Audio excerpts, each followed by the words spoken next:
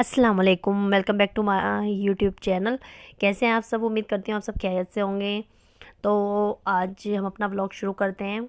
तो यहाँ पर मॉर्निंग में हमने ब्रेकफास्ट करने के बाद शाहजहान को यहाँ पर मैंने बात दे दिया है। तो बात के बाद नहाने के बाद देखिए कैसे हंस रहे हैं। तो अब मैं इनको कपड़े पहना देती हूँ जल्दी से। उसके बाद फ़ातिमा को भी रेडी करना है। तो ये मैं इनको कपड़े पहना रही हूँ यहाँ पर। और ये बीच में रोने भी लगे थे यहाँ पर। ये सोचते हैं कि मतलब मुझे जल्दी से रेडी कर कर छोड़ दो ताकि मैं खेलूँ। ये दोनों रेडी हो चुके हैं, अब ये दोनों बैठे हैं आराम से। और शाहजहान यहाँ पर फ़ातिमा से डॉल मांग रहे हैं उसकी। ये देखिए वो ऐसे ही बोल रहे हैं कि मुझे डॉल दे दो।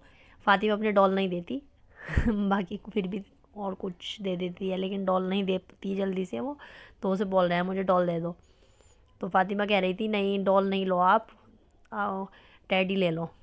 लेकिन वो भी नहीं मान रहे थे, वो भी डॉल ही मांगे जा रहे थे।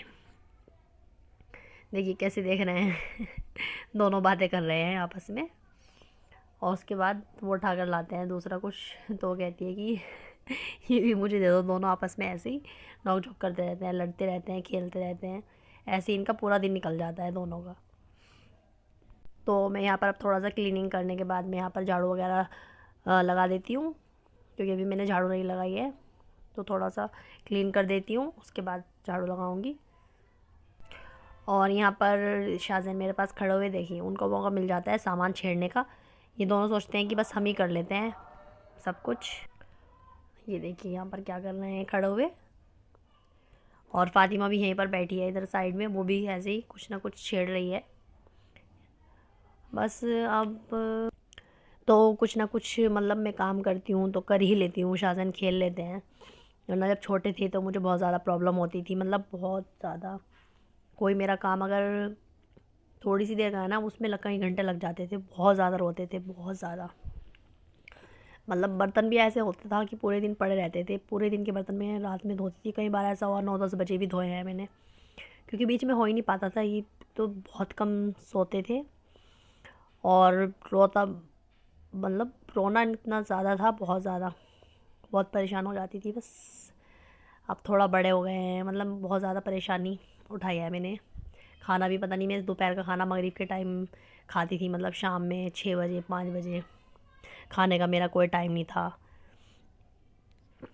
तो यहाँ पर मैं जाकर रोटी बनाऊँगी। रोटी बनानी है तो फिर खाना खाएंगे उसके बाद। तो हम नीचे जाकर खाना वाना खाते हैं रोटी बनाकर। खाने से फ़ारिग होने के बाद मैं ऊपर आ गई हूँ। अब ये सोने के लिए रो रहे हैं, इनको नींद आ रही है। दोपहर में सुला देती हूँ मैं इनको। अगर कभी दोनों नहीं सोते हैं तो फिर शाम में परेशान करते हैं, क्योंकि फिर इनको नींद आने लगती है और वो टाइम गलत हो जाता है सोना। अगर उस टाइम सुलाओ तो कोशिश करती हूँ कि मैं सो जाएँ दोपहर में, तो ज़्यादा बेहतर रहता है। कभी कभी फ़ातिमा नहीं सोती है दिन में, तो फिर वो रात में ऐसे ही करती है। जल्दी उसे नींद आती है तो रोने लग जाती है वो, मतलब 7-8 बजे उसका रोना स्टार्ट हो जाता है जब वो नींद में होती है वो। और सो जाती हैं तो फिर ठीक रहता है।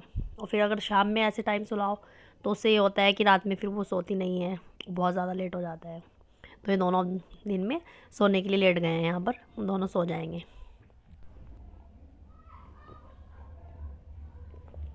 और ये शाम में अब मैं उठा रही हूँ फ़ातिमा को। शाहजैन तो उठ गए हैं, तो फ़ातिमा को मैं बोल रही हूँ उठ जाओ अब सुबह हो गई है। तो देखिए इधर से उधर ऐसे घूम रही है। उठेगी अब धीरे धीरे, ऐसे करेगी और उसके बाद उठ जाएगी। फिर पहले ये सोती नहीं है, सोचती है कि मैं ना सोऊं। और फिर जब सो जाती है तो सोचती है कि मैं उठूँ नहीं, एकदम नहीं उठ पाती है। देखिए अब सुन रही है कि मैं बोल उठा रही हूँ तो हंस रही है। आँख खोल कर देखा और फिर आँख बंद कर कर लेट गई है। हंस रही है और अब ऐसे ही उठ जाएगी हंसते हंसते। और ये बन गई है हमारी चाय। अब हम चाय पी लेते हैं। तो हमारी चाय रेडी है, चलिए। और अब हम यहाँ पर शाम में बना रहे हैं सेम आलू। तो ये हमारी सब्ज़ी रखी है और हमने ऑयल गर्म होने के लिए रख दिया है। उसके बाद हम रेडी करते हैं सब्ज़ी अपनी। एक बात समझ नहीं आती मुझे, लोगों की मेंटलिटी भी कैसी होती है। वो सोचते हैं कि शादी के बाद एक लड़की का खर्चा उसका बाप दे। क्यों भाई? जो लोग ये सोचते हैं क्या उनको उनका बाप खिला रहा है? जो दूसरों के बारे में ऐसी सोच रखते हैं। और अगर वो लोग की ये सोच ही है तो वो शादी कर लेकर ही क्यों आते हैं किसी की बेटी को? ना लेकर आए। जब तुम्हें इतनी प्रॉब्लम होती है भाई किसी के खाने से, किसी भी चीज़ से। मतलब दुनिया में ऐसे ऐसे लोग हैं, झूठ तो ऐसे बोल जाते हैं फेस पर बैठकर, हद ही हो गई है। ऐसा लगता है जैसे बस इनका झूठ किसी से छुपा हुआ नहीं है, अल्लाह तो देख ही नहीं रहा है। पता नहीं क्या कहूँ बस मैं ऐसे लोगों के बारे में। लोग भूल जाते हैं कि अल्लाह सबका हिसाब करता है। तुम किसी का हक मारोगे, किसी की खुशियाँ छीनोगे तो तुम लोग कैसे कभी खुश रहोगे? तुम्हारा हक भी कभी मारा जाएगा। बाकी अल्लाह बेहतर करने वाला है, इंसाफ करने वाला है, वो सब देखता है। तो यहाँ पर हमारा सब खाना वगैरह बन चुका है, रोटी बन रही है। तो मिलते हैं नेक्स्ट व्लॉग में। अल्लाह हाफिज़, दुआ में याद रखिए।